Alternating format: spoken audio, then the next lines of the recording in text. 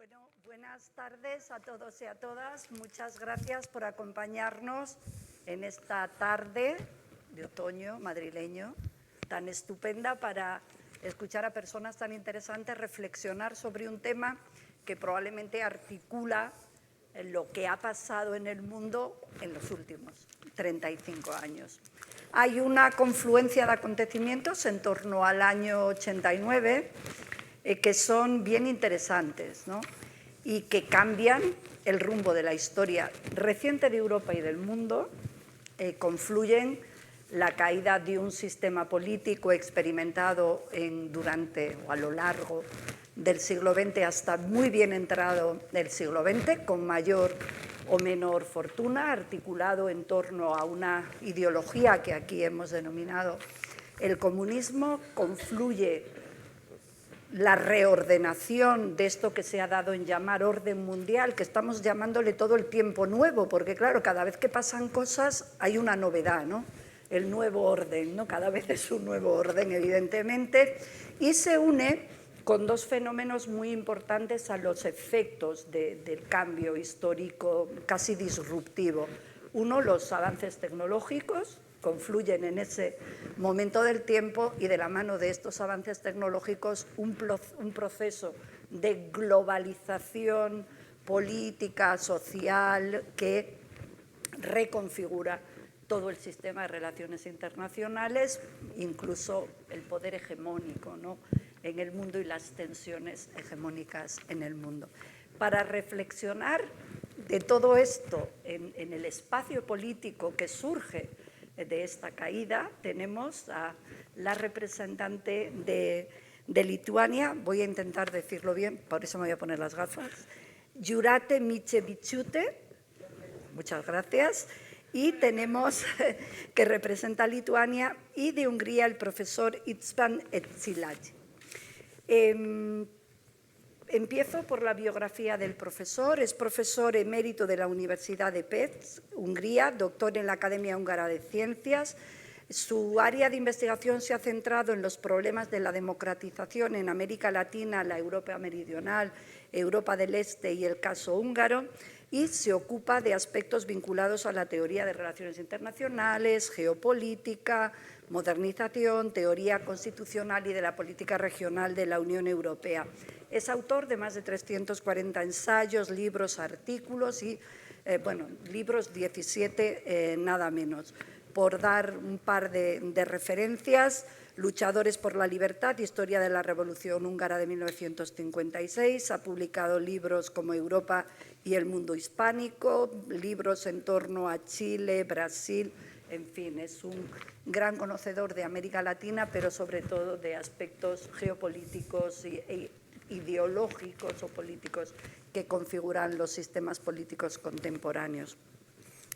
Por lo que se refiere a Jūratė, es traductora, es publicista, autora de numerosos libros, y nos acompaña aquí por su conocimiento del tema vinculado a Lituania. Mi papel aquí va a ser escucharles, pero sí que me gustaría que reflexionásemos sobre algunos temas para dar después paso también a los presentes en la sala. Lo primero que me gustaría es que nos hiciesen una breve reflexión a propósito del significado simbólico que ha tenido esa transformación para Hungría y para Lituania. Adelante. Adelante. Oh, chica. Muchas gracias. Para empezar, muchas gracias por esta invitación, porque encantada de coincidir con el profesor István aquí.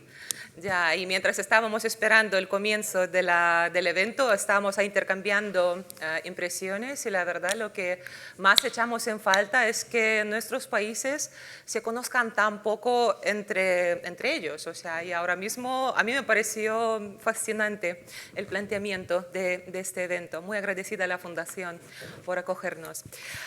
Y ahora, el año 1989, es muy curioso que precisamente este año se haya convertido como en año símbolo. Y es año símbolo simbólico no solamente para la historia universal, sino para cada uno de nuestros países también en particular.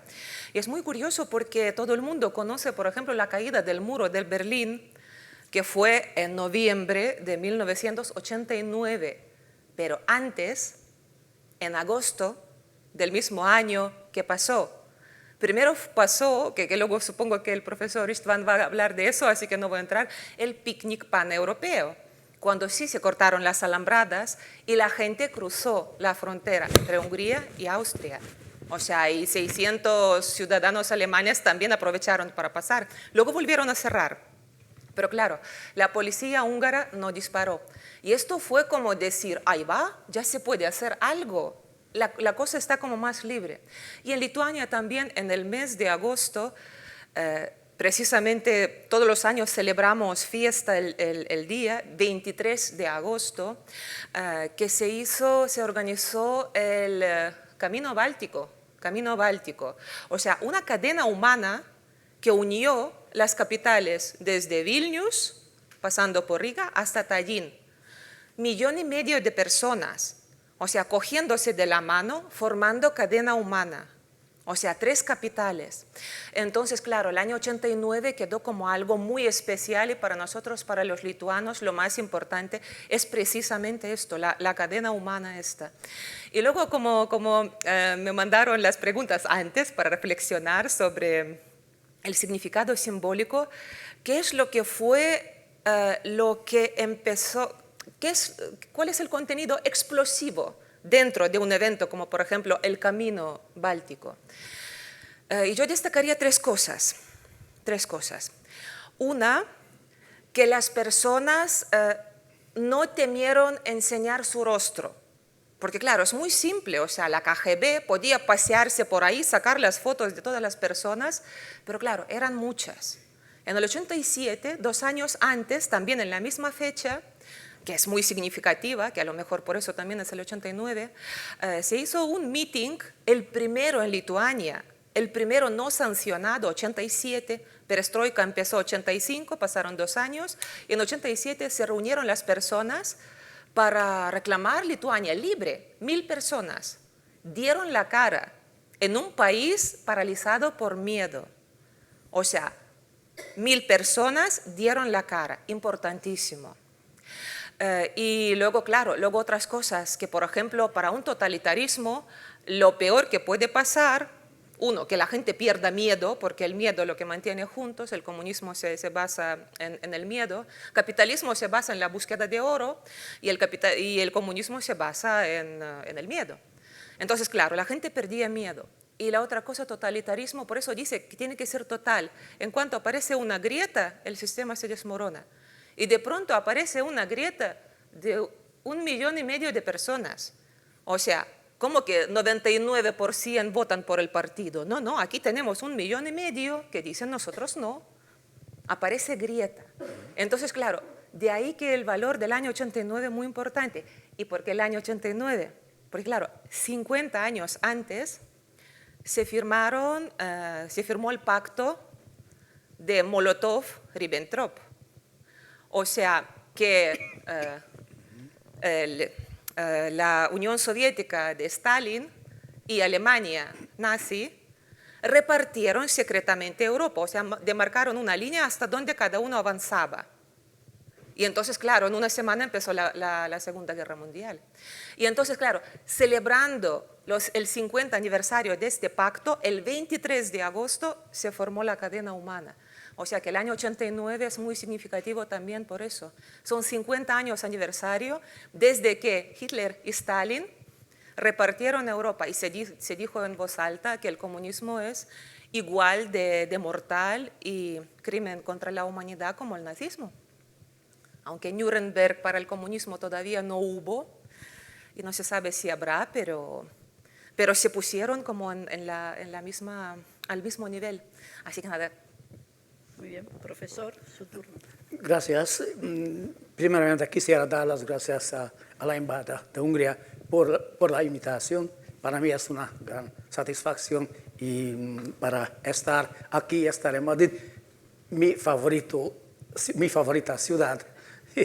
y mi favorita, porque pienso que para mí España es la segunda patria. No, entonces, si hablamos sobre estas cosas, sí, podríamos decir que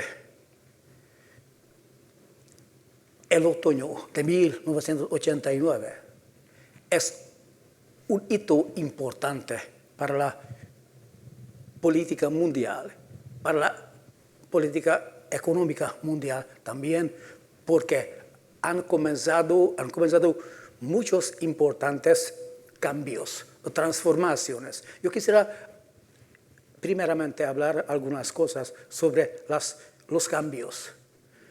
Cambios significan distintas cosas. Cambios, podemos decir que cambiaron los sistemas políticos de Europa del Este. Casi totalmente.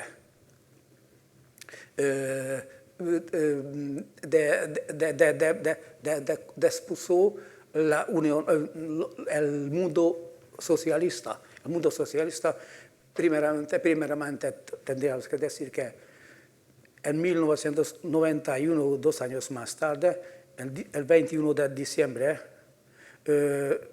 se fracasó la Unión Soviética y organizaron, en vez de la Unión Soviética, organizaron la Rusia, Federación Rusia, que ahora tiene, y en aquel entonces también tenía 17 millones de kilómetros cuadrados, en vez de 22 millones de kilómetros cuadrados.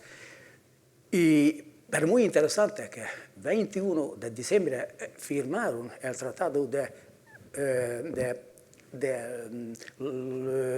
la Comunidad de los Estados Independientes, pero antes ya firmaron la Rusia, el Yeltsin, Boris Yeltsin como presidente de Rusia, Shushkevich, presidente de Bielorrusia, y Kravchuk, presidente de Ucrania, la formación, la creación de la Comunidad de los Estados Independientes. Y, si no me equivoco, 3-4 semanas más tarde, entraron en la Comunidad de los Estados Independientes todas las repúblicas soviéticas antiguas, excepto los 3 países bálticos y Georgia. Pero después de 2014, cuando invadieron y ocuparon o anexaron los rusos, ¿no?, la península Crimea, Ucrania también salió de oeste. Y entonces, una parte es que derrumbó el socialismo. Pero no solo el imperio ruso y no solo la Unión Soviética, sino por ejemplo, la organización económica, ¿cómo se llama? Consejo Económico Mutua Ayuda y el Pacto de Varsovia también. Mira, sabes ustedes que muy interesante era que el Pacto de Varsovia, cuando firmaron el tratado, 14 de mayo de 1955, y un día después, 15 de mayo de 1955, firmaron el Tratado del Estado de Austria. Y así las tropas soviéticas podrían sentarse, podrían entrar en Hungría y quedar en Hungría. Y entonces, una cosa es que estaba reorganizado el mundo. Estaba enumerado los países nuevos. Más de 28 países nuevos nacieron en Europa Central y Oriental. Es muy interesante. Antes también, por ejemplo, durante la monarquía austria-húngara también vivían casi, si no me equivoco, 16 naciones juntos. Y cuando después del término de la guerra, de la Primera Guerra Mundial, estas naciones se convirtieron en países más o menos independientes, en el caso de Lituania también. Pero era interesante que el 3 de octubre de 1990 desapareció la Alemania Democrática Alemania porque se unió con la Alemania de Bonn. Además, después, a partir de 1993, Checoslovaquia estableció en dos partes. Los checos querían liberarse de los húngaros, minorías étnicas, y los gitanos. Y ahora, a partir de 1 de enero de 1993, la segunda vez tiene Estado independiente Eslovaquia, porque durante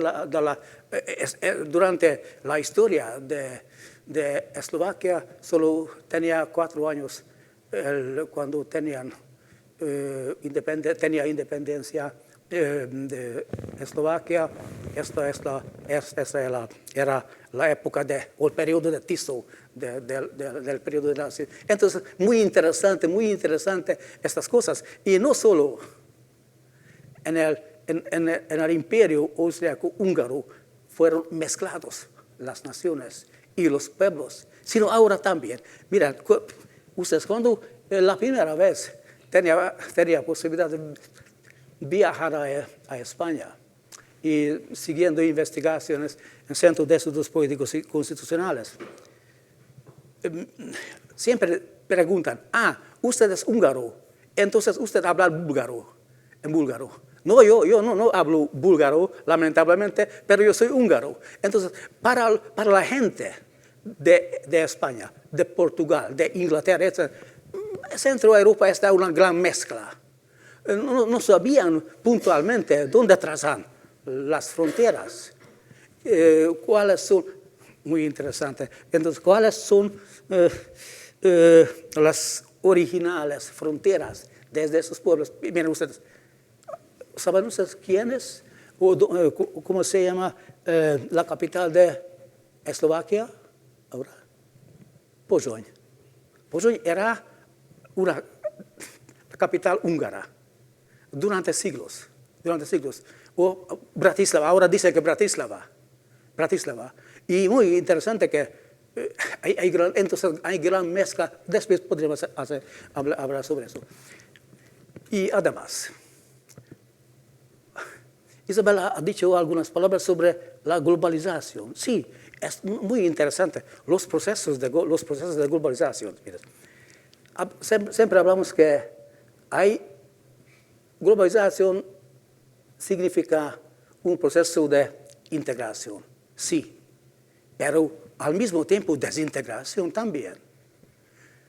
Porque, por ejemplo, la Unión Soviética desintegró, mientras que algunas partes, algunos estados de la Unión Soviética, antigua Unión Soviética, hicieron integraciones dentro de comunidades de los estados independientes. Además,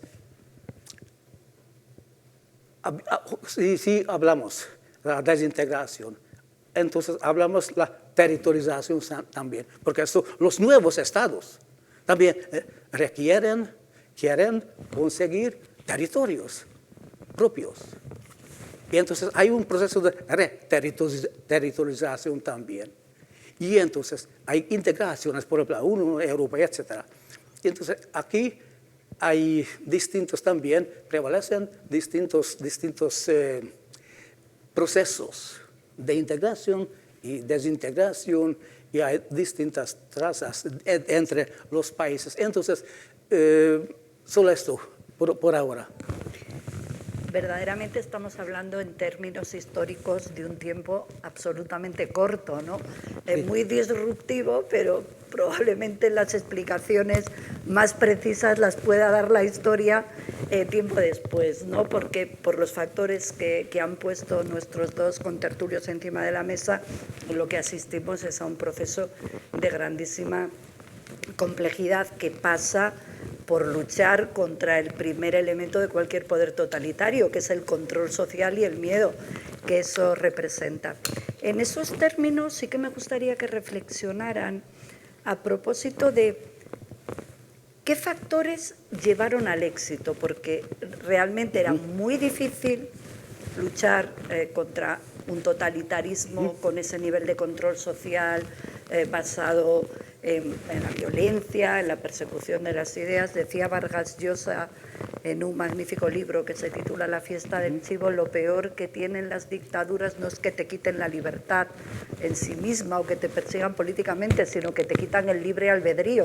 Te da miedo hasta de pensar, porque hasta el pensamiento te puede pasar algo. ¿Qué es lo que pasó en ese contexto hace 35 años para que se pudiera dar el salto adelante con distinto nivel de éxito en los países, bien sea de la Comunidad de Estados Independientes, bien las poliarquías surgidas de la descomposición de lo que se llamaba en términos europeos el bloque del Este?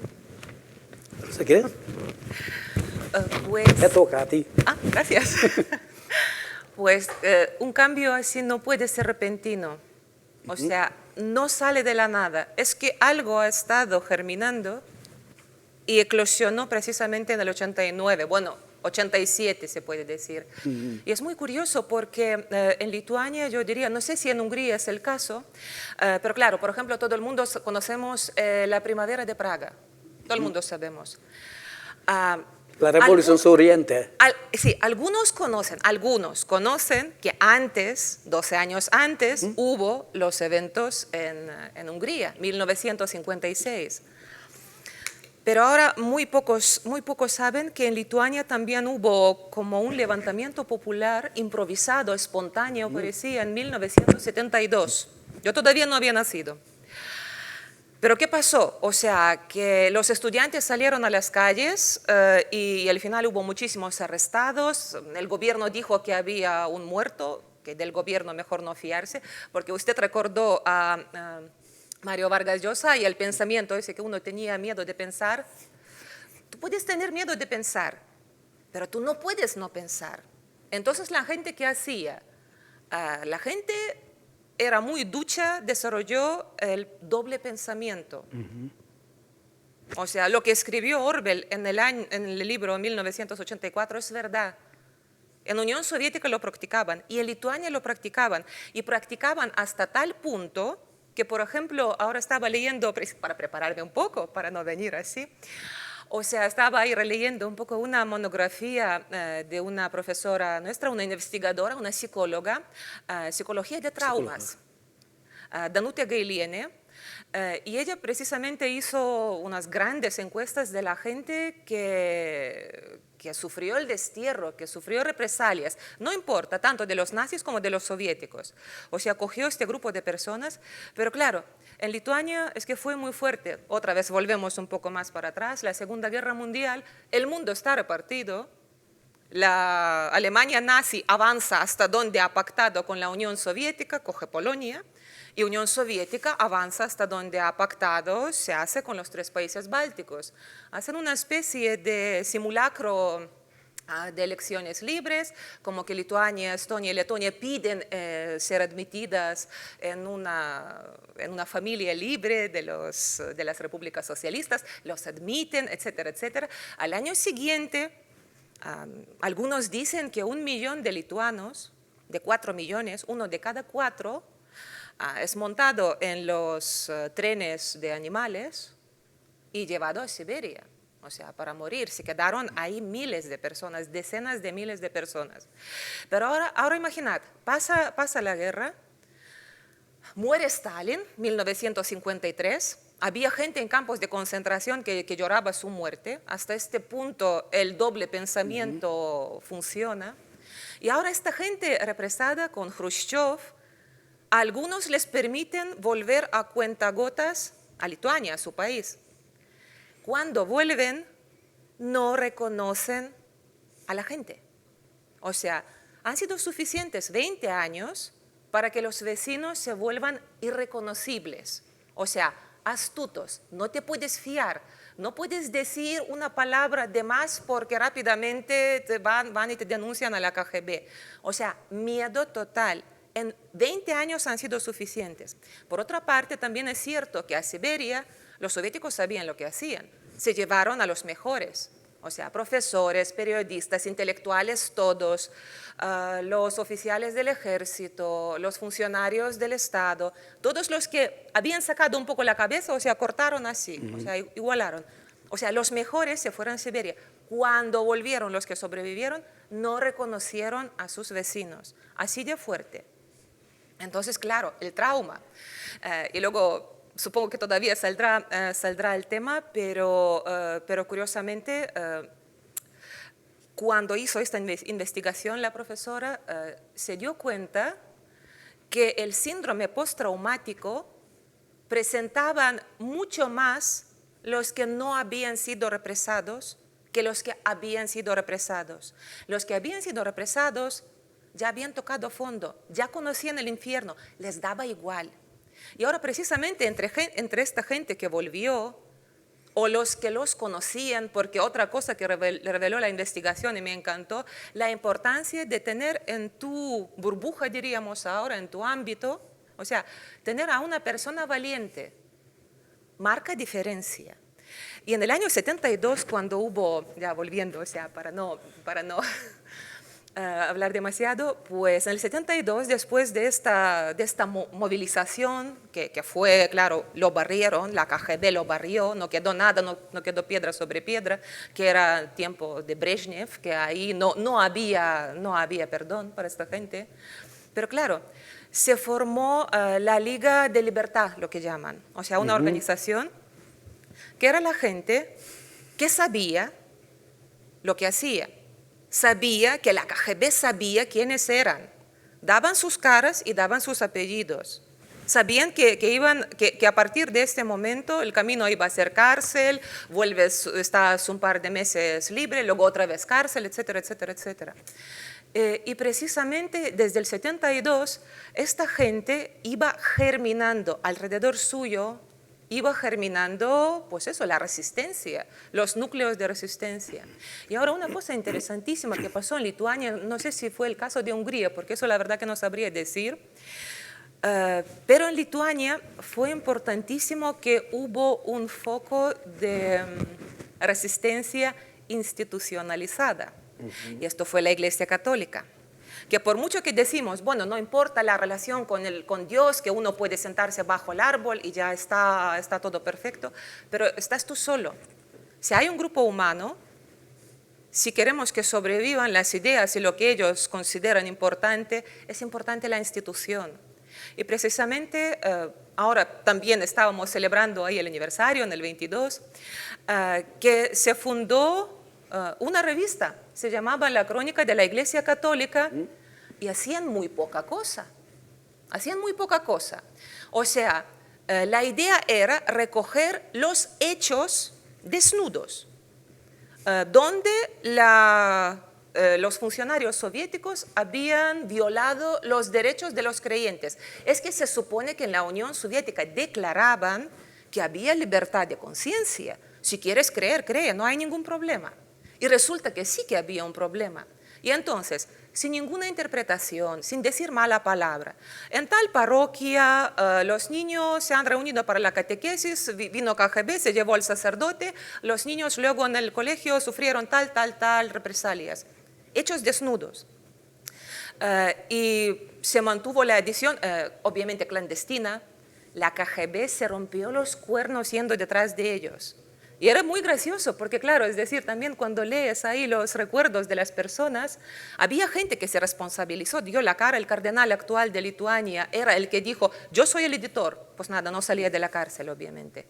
Pero claro, luego había un montón de pequeñas personas, o sea, de honestas, que ni nos damos cuenta. O sea, alguna abuelita, una monjita secreta que se escondía en una casita del campo ahí en medio de los bosques y se ponía a escribir. Y había unas historias que parecen ahora detectivescas, porque claro, las máquinas de escribir, la KGB iba detrás de ellos, y claro, las letras, ya sabéis que son como huellas digitales, o sea, se puede reconocer. Entonces, ¿qué hacían?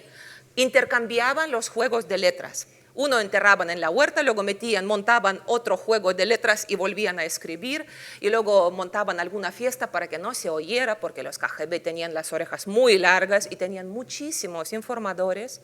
Es otra cosa que no se hizo en los países bálticos, lo que sí se hizo en Alemania democrática, que los colaboradores de Stasi puedes ir a un archivo y comprobar.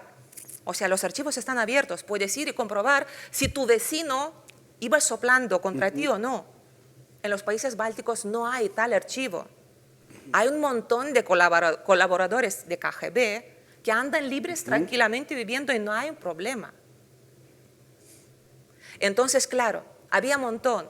Pero claro, esta gente valiente y gente pequeña, montando una historia que parecía de 007, o sea, consiguieron sacar adelante estas ediciones y sacar, primero hacían la edición escrita a máquina, luego fotografiaban y sacaban al occidente, y ahí ya imprimían, ahí ya salía impresa la crónica de la Iglesia Católica Lituana, está traducida al castellano, es una pasada, porque además cuando lees dicen, ¿y por qué el KGB iba detrás de ellos? Si esto es nada.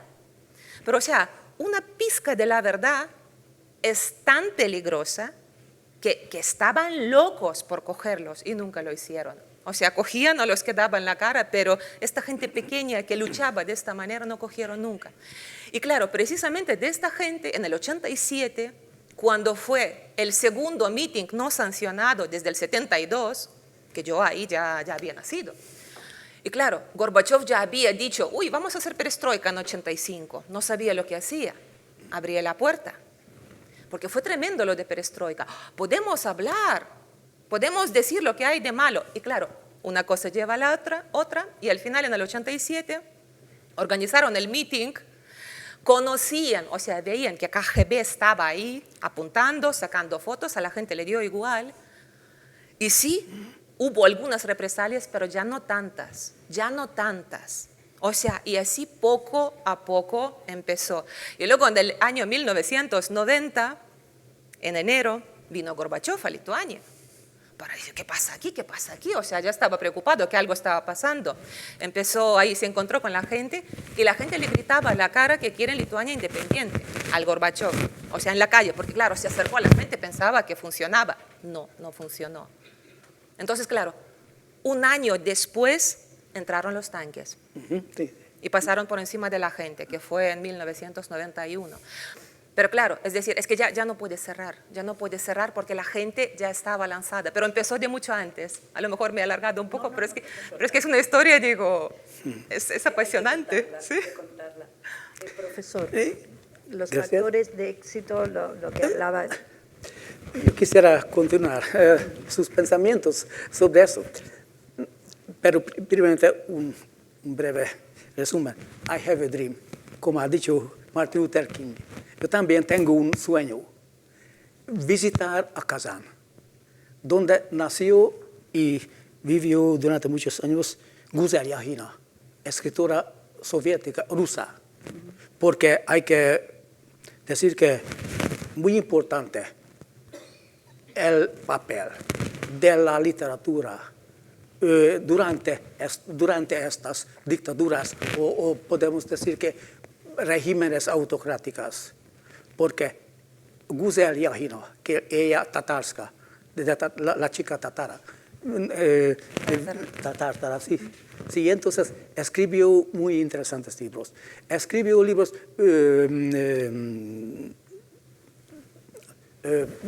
¿cómo se llama este escritor? Que recibió Solzhenitsyn. Ahora tiene estatua en el centro de Moscú. Con mis amigos españoles visitamos ahí en Moscú y en San Petersburgo participando en algunos congresos. Ellos, mira usted, ahora tiene una estatua Solzhenitsyn, sí, pero que he dicho para ellos, sí, es solo unas cosas artificiales, porque hay que preguntar y hay que examinar que cambio o no cambio la estructura del poder en la Rusia y en otros países.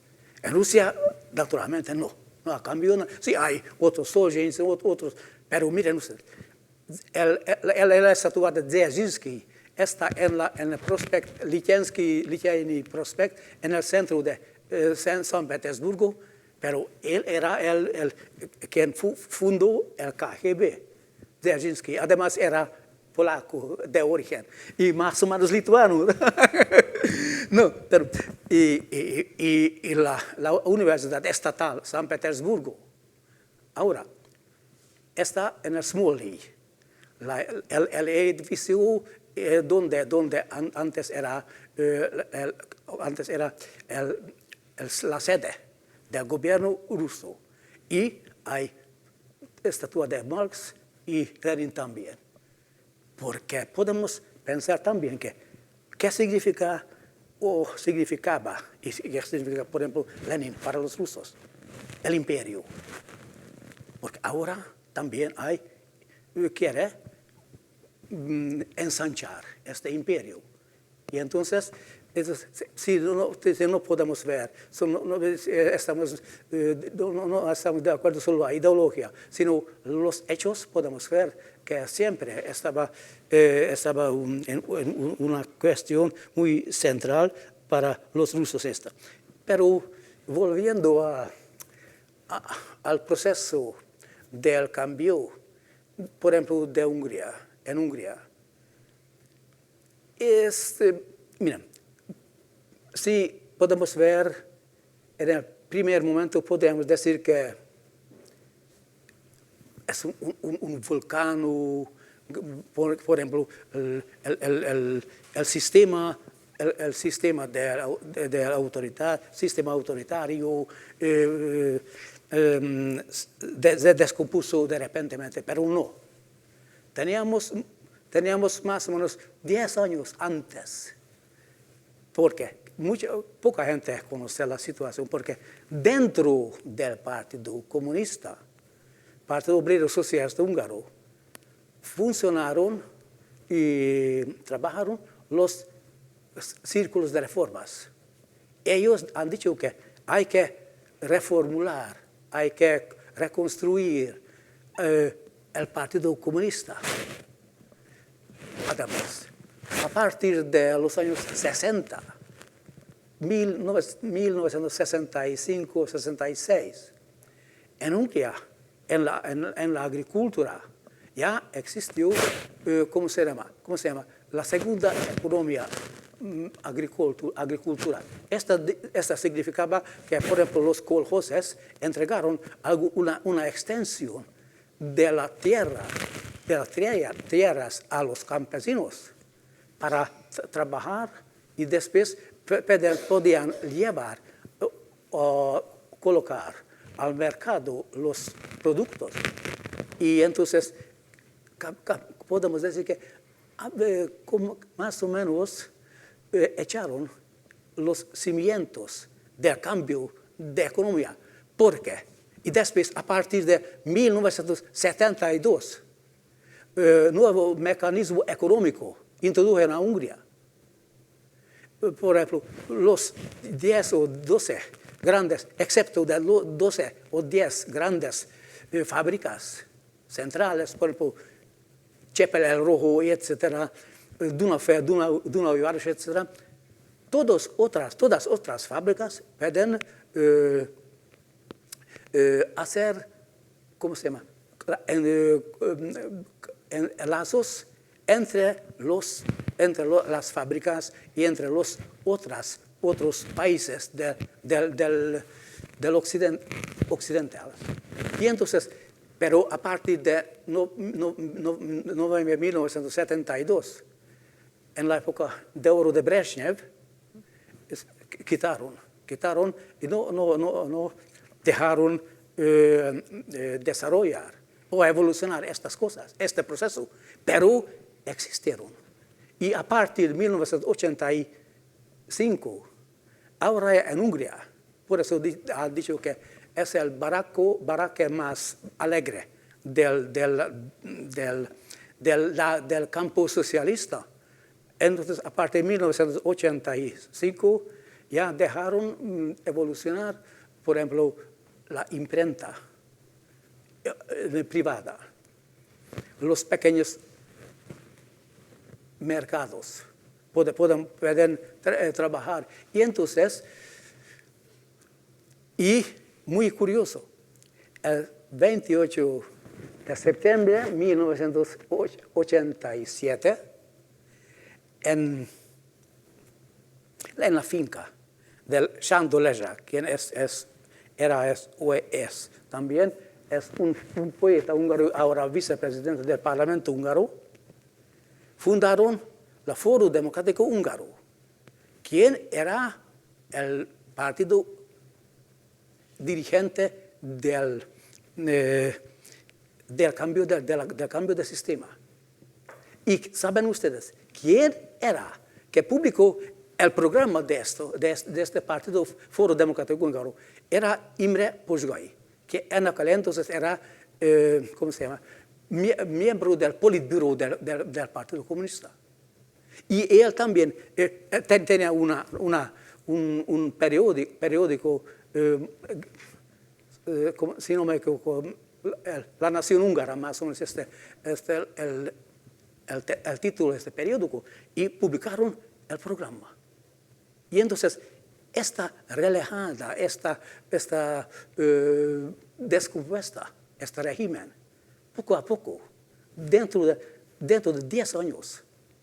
Y lo que quería decir, que si podemos examinar los procesos en el contexto histórico, podríamos decir que en las 3 regiones semiperiféricas del mundo, a partir de los años 70 del siglo pasado, comenzaron las luchas para derrocar los regímenes autoritarios. En la primera ola de estos cambios acontecieron en Europa del Sur, en 25 de abril de 1974 en Portugal, la Revolución de Claveles, ¿sí? Y 20 de noviembre de 1975 en España, cuando se murió Franco. Después comenzaron, y mira, el rey Juan Carlos I continuó, al mismo cambió el régimen. Y en 1974, en junio, los, ¿cómo se llama?, coloneles negros en Grecia fueron derrocados. La segunda ola aconteció en América Latina, en Brasil, en 1985, en Chile, 1989. Y la tercera ola de la democratización y de la transición política y construir la democracia comenzaba en los países del este, en los países de la tercera ola. Y estos comenzaron en países bálticos, y continuaron en los países del centro europeo, y no era un juego pacífico, como mucha gente piensa. Miren ustedes, la Navidad de 1989, 26 de diciembre, cuando se levantaron los rumanos contra el régimen de Ceausescu, y ellos mataron a su mujer y a la mujer de Ceausescu y a Ceausescu también. Y no sabíamos qué pasa. Yo me recuerdo que toda la gente húngara estaba, no dormimos, vimos en la televisión qué pasa en Rumania. Y después, como dices, que has dicho que iglesia, sí, juegan muy importante rol, como según la ciencia política decimos que poderes fácticos, entre comillas, poderes fácticos. Por ejemplo, la iglesia juega muy importante rol en Lituania, guarda la identidad nacional contra los rusos, mantienen, por ejemplo, los húngaros, por ejemplo, vale la pena si ustedes visitarían, por ejemplo, a Transilvania, a Rumania, donde todavía viven casi 1,5 millones de húngaros. Y durante muchos siglos, durante 300 años, en la Edad Media, conquistaron esta parte los turcos, pero los húngaros, la Transilvania, el Principado de Transilvania, guardó la lengua, la literatura, la cultura y la iglesia principalmente. Teníamos no solo católicos, sino reformadas y luteranos y evangelistas también. Y muy interesante, católico griego también. Y ellos dieron las misas en húngaro, en su lengua materna. Y entonces, muy importante rol jugaron la iglesia. O en el caso de Polonia también, no solo porque, segundo Juan Pablo, que es el santo súbito, sino Wyszynski, arzobispo de Wyszynski también.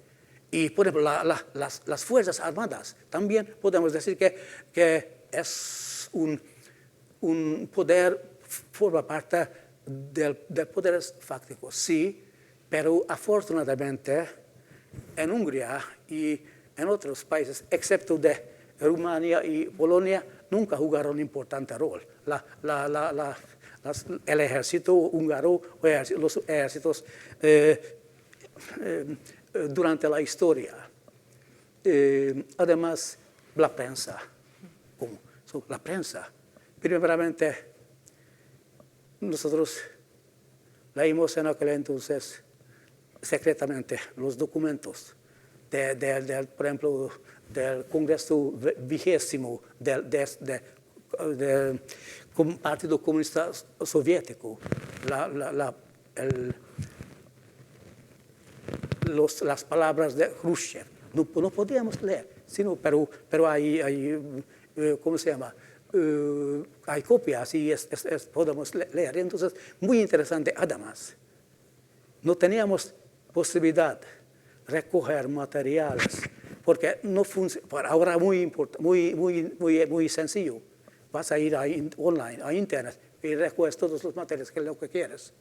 ¿Sabéis qué he hecho yo? Por ejemplo, escribí a los editores españoles, etcétera, diciendo que yo soy un pobre húngaro, profesor húngaro, necesitaría documentos. Por el siglo XXI, editores publicó todos los documentos soviéticos en español. Y enviaron todos los documentos de libros. Además, tengo no sé cuántas, porque no teníamos posibilidad por intercambio de biblioteca también. Y entonces, solo a partir de 1987-88. Y entonces, ahora termino entregando las palabras para ti. Evidentemente lo que han señalado es de sumo interés, ¿no? Los procesos de transición se suelen gestar tiempo antes sobre factores que no son tan evidentes, pero que tienen una consecuencia, ¿no? Y es generar el clima propicio para que estas transformaciones finalmente se produzcan, como señalaba el profesor, en áreas territoriales extensas, en un momento del tiempo muy preciso y a la vez, ¿no? Y efectivamente el factor de la capacidad de influencia de múltiples actores que han jugado un rol muy propicio en esos procesos de transición. Para ir terminando, porque habrá que darle la palabra al público, que seguro que querrá hacerles preguntas. Solo un momento, porque hasta no me olvidé. Hablando sobre el cambio de sistema, cambio de régimen, modernización del país, naturalmente, significa para nosotros cambio la dirección de la política exterior también. Es muy importante, muy importante. Entramos todos los países del este, entramos a la OTAN, a la Unión Europea. Naturalmente hay problemas, pero somos miembros de estas organizaciones. Además, tendríamos que resolver 3 problemas muy importantes. Un problema, derribar el viejo sistema político. Pero mientras que derribamos, tenemos que construir un nuevo. ¿Qué significa esto para nosotros? En Hungría, a partir de 1986-87, comenzamos el proceso de constitucionalismo. Aprobamos nuevas leyes. Miren ustedes, en Hungría y en otros países nunca existieron durante 45 años, cuando había la dictadura soviética en Hungría. No teníamos ley de asociación, ley de los partidos políticos, no teníamos tribunal constitucional. La meta del país era el socialismo, construir el socialismo. La ideología principal era el marxismo. La posible economía era la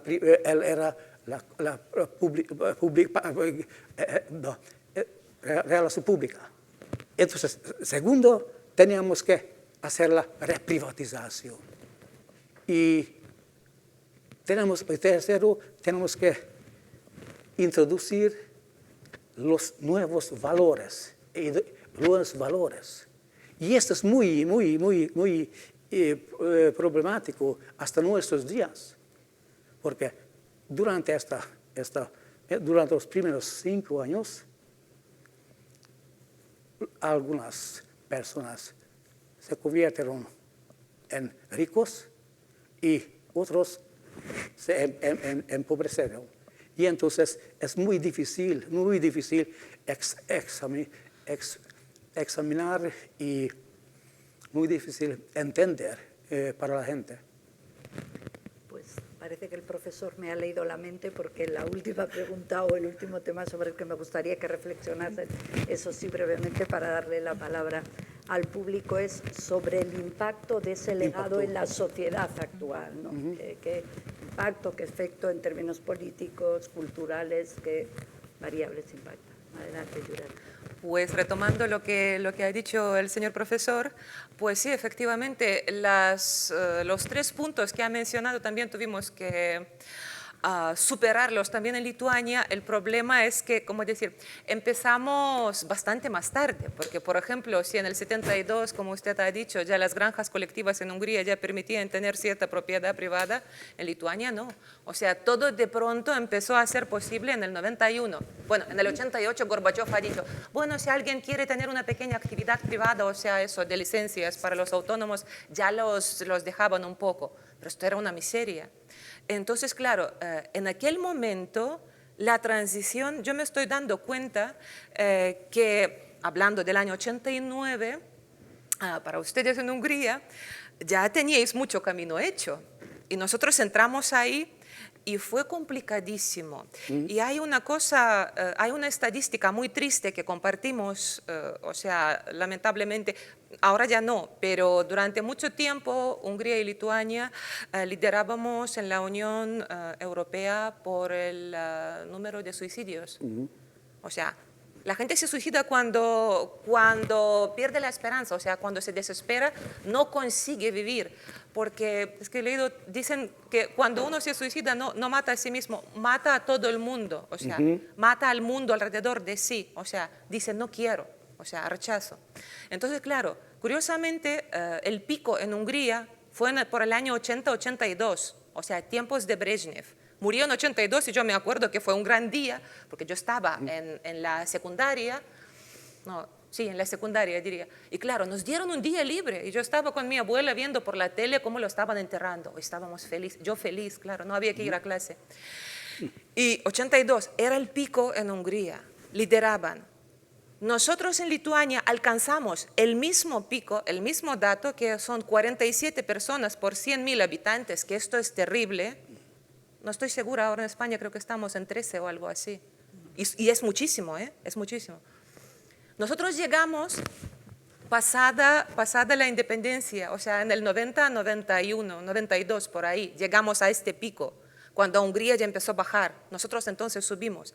Curiosamente, en los tiempos de perestroika, año 85, en toda Unión Soviética y en todo bloque soviético, los suicidios bajaron 35%.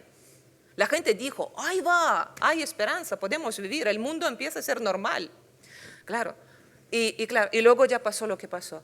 ¿Y en Lituania qué pasó en el 92? Porque una cosa, o sea, lo político, ¿quiénes lideraron la transición al final? O sea, cosas administrativas al fin y al cabo, los que sabían hacerlo. Partido Comunista, lo siento, estaban ahí.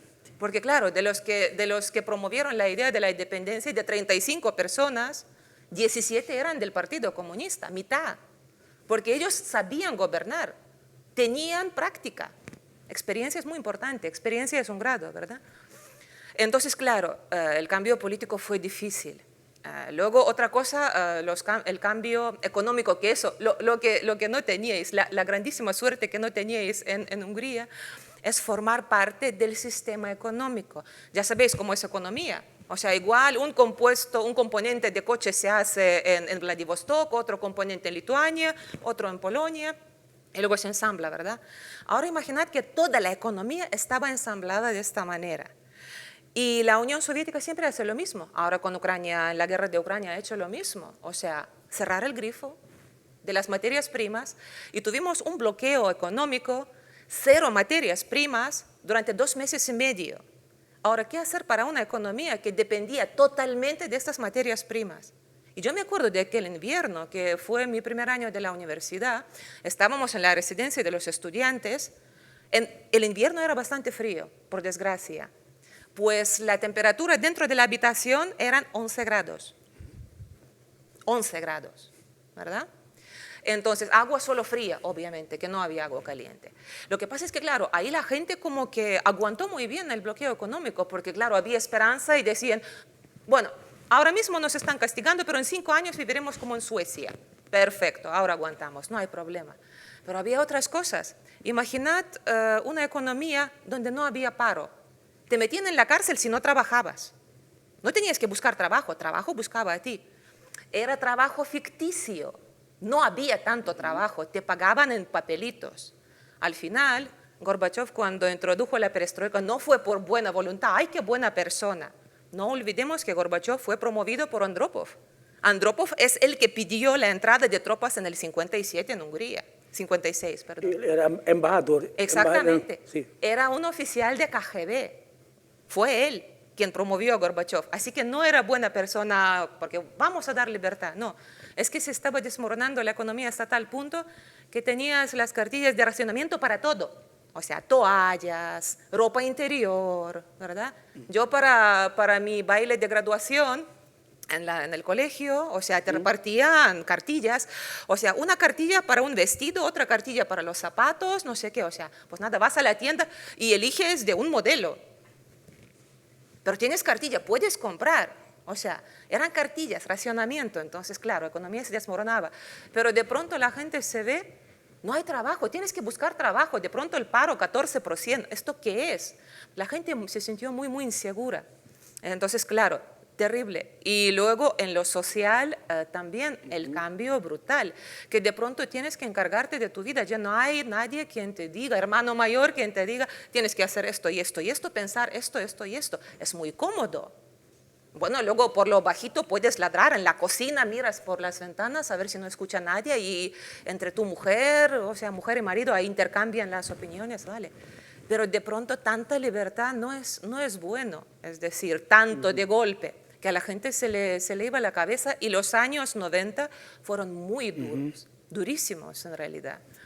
Y ahora, por ejemplo, hablando de, ya saltando a los tiempos actuales, el recuerdo del año 89, porque me alegró mucho la idea de esta conferencia, bueno, Mesa Redonda, es porque hay una cosa muy peligrosa que se percibe, que es la normalización del comunismo y del pasado comunista. O sea, es muy curioso porque hay como una brecha. Es decir, hay generación que son mayores de 70 años, que como mis padres, por ejemplo, nacieron con los soviéticos, no conocen nada más, y ellos tienden a decir, pero ¿por qué estáis demonizando tanto aquella época? También vivía la gente entonces, éramos felices, celebrábamos y tal, quieren normalizar aquello, ¿verdad?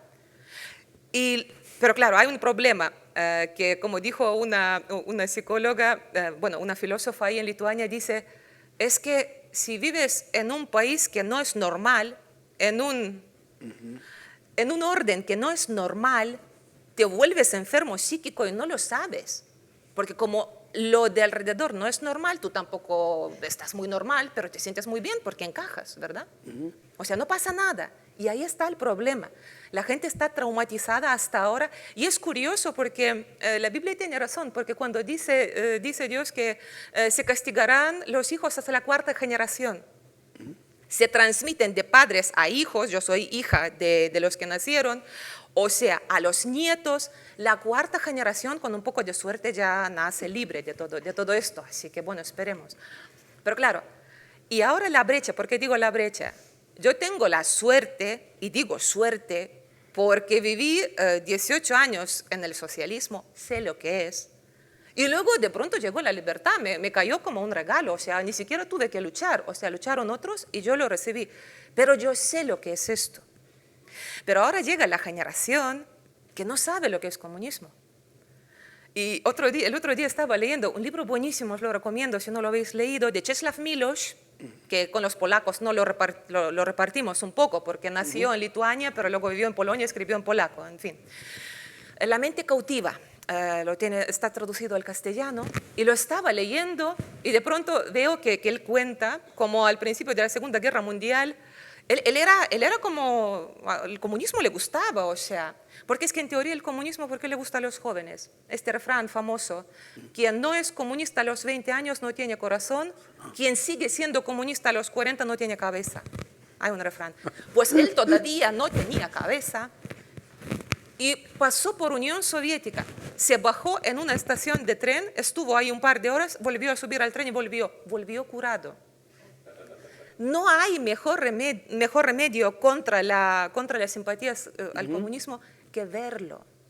O sea, y yo también, yo fui con un amigo cerca de Murmansk, que estábamos haciendo autostop y tal, en plan de aventura en el 97. Terrible, terrible. O sea, ¿pero qué ves? Es que lo mejor que describe cómo es comunismo en práctica es que en el escritorio es muy bonito, es un sistema completo, todo encaja, todo es lógico, es una ideología del escritorio, todo es perfecto. En cuanto lo aplicas en la vida, salta por todos los costados, no queda nada. Y claro, ¿ves gris? El materialismo, ¿qué quiere decir? Que solo importa lo material. Pero entonces, si solo importa lo material, por ejemplo, la belleza, ¿para qué? Y también hay un documental que os lo quiero recomendar, está en inglés, me parece está traducido, de una editora, de una cineasta lituana, pero claro, el apellido es ucraniano, tenemos una mezcla terrible como en Hungría. Se llama Oksana Buraya. Oksana Buraya en 2003 hizo un documental que se llama El Diario, The Diary en inglés. pareja de unas personas ya un poco ya jubiladas, de 65, 67 años, viven en un pequeño habitáculo. Todo el mundo tenía dónde vivir, pero la pregunta, ¿cómo? Y es una vida tan triste. Y yo es que tengo delante ahí como una imagen de cómo salen al balcón. Están las macetas vacías. Si tienes todo el tiempo del mundo, ¿qué te importa plantar un geranio? Color rojo, alegría y tal. No se les ocurre. Y están ahí sentados en la habitación, luego discuten. O sea, el color gris. Y los barrios dormitorios. Por ejemplo, si habéis visto la serie Chernobyl, que se grabó precisamente en Vilnius, en uno de los barrios dormitorios, que lo conozco muy bien. Todo es gris, todo es funcional. Pero de tan funcional que se hizo un estudio interesantísimo, que luego los jóvenes que nacieron en estos barrios, o sea, resulta que tienen menos percepción de color. Se les ha atrofiado parcialmente la capacidad de percibir colores, porque crecieron en gris. Así que, es decir, yo feliz de que podamos hablar del año 89, de lo importante que fue, porque hay una brecha que mi generación todavía lo sabe, pero los que vienen jóvenes ya vienen obnubilados por lo bonito y lógico que es comunismo. Y además, también lo dijo Czeslaw Milosz, me encantó también, dice, es que el 90% de la ideología comunista se mantiene sobre la crítica. La crítica de lo que existe, de lo que vemos aquí, o sea, nuestra realidad. Y como todos vemos las cosas criticables, nos gusta. 90%. Pero claro, cosas positivas 10% y además no funcionan. Así que ahí está el problema. Igual me he entretenido un poco, pero bueno. Solo una frase. Estos problemas son viventes en Hungría también, Perú. Hace 2 años hicieron un survey, una encuesta. Y miren ustedes, hay 2 tendencias ahora en la sociedad húngara. El envejecimiento. 24% de los húngaros tienen más de 65 años. 24%. 35% tiene 25 hasta 65 años. Y solo 15% son los jóvenes, entre niños, hasta 0 hasta 14 años. Y este es el problema.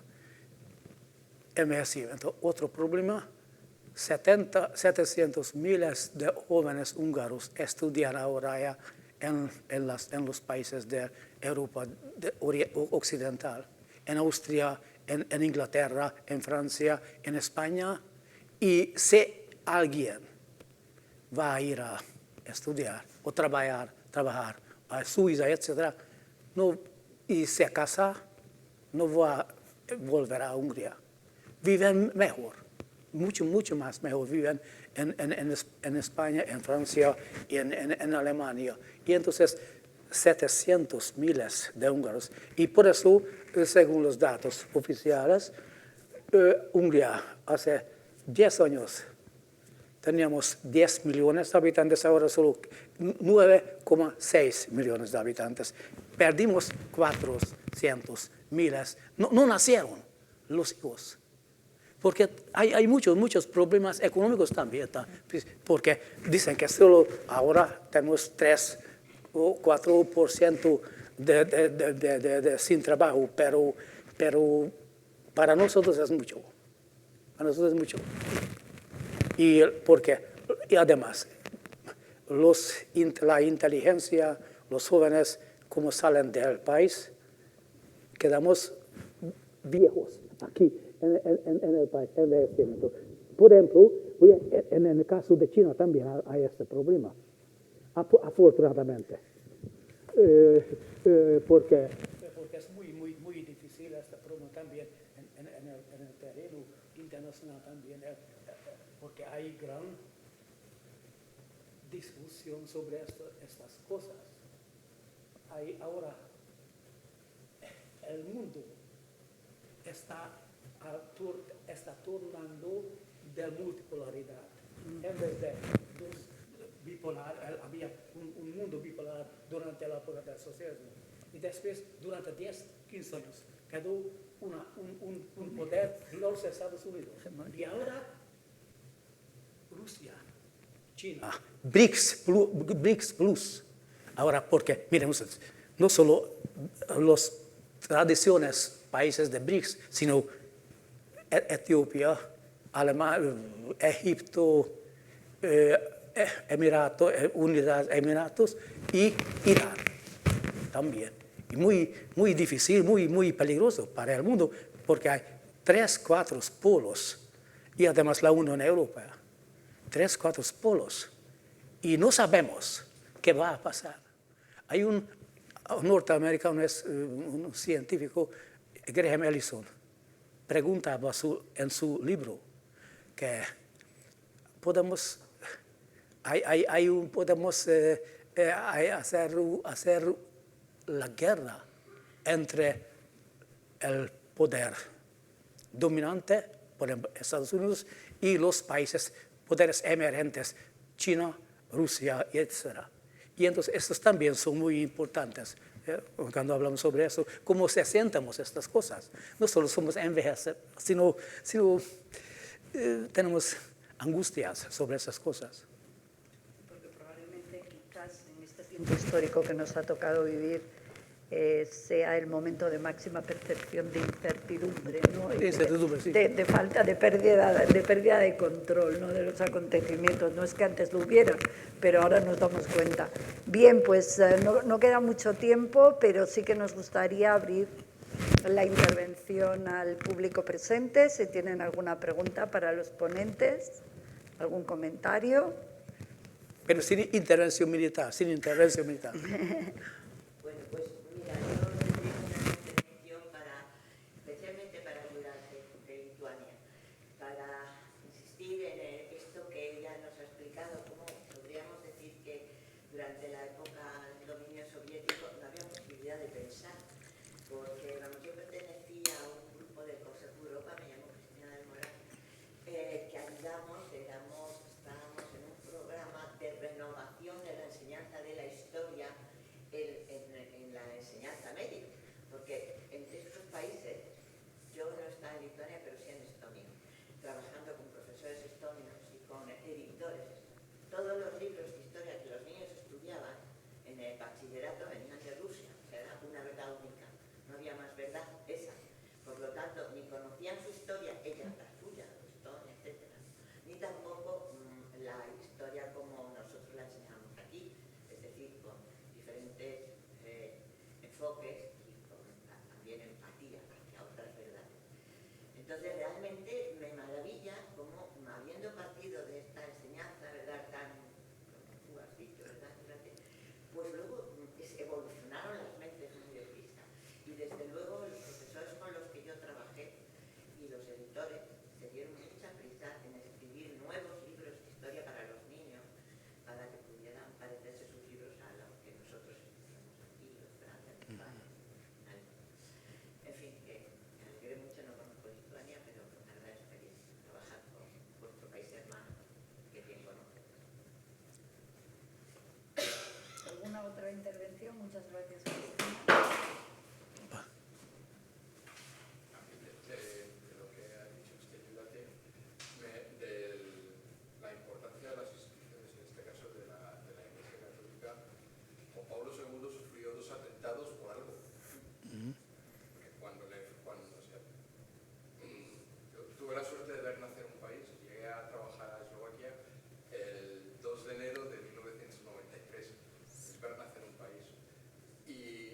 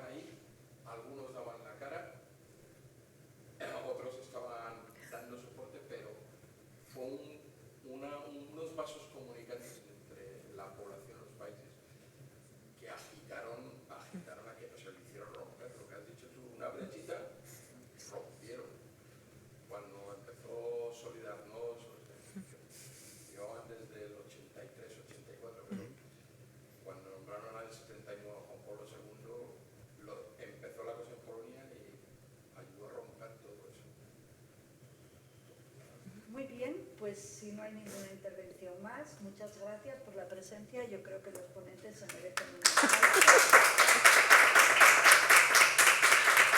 Y los emplazamos el próximo día 23 a la misma hora, en el que seguiremos debatiendo sobre este tema, esta vez con la experiencia de los puntos de vista desde Alemania, Rumanía y Polonia. Así que, bienvenidos. Gracias. Muchas gracias. Muchas gracias.